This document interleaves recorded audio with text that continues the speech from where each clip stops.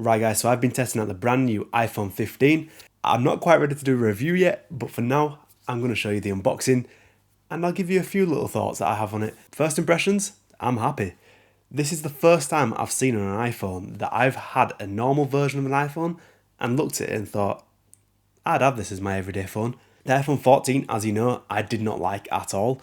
It just wasn't a very good phone. It had very, very minor upgrades compared to the 13, but this 15 is a significant upgrade. And in my opinion, if you're coming from an iPhone 13, iPhone 12, iPhone 11, any of those phones, this is going to be a massive update. Yes, you don't need to upgrade from an iPhone 13, but you will definitely tell a difference compared to the 13, if you get what I'm trying to say. Without further ado, if you enjoy the unboxing, leave a like and subscribe. It'd be much appreciated.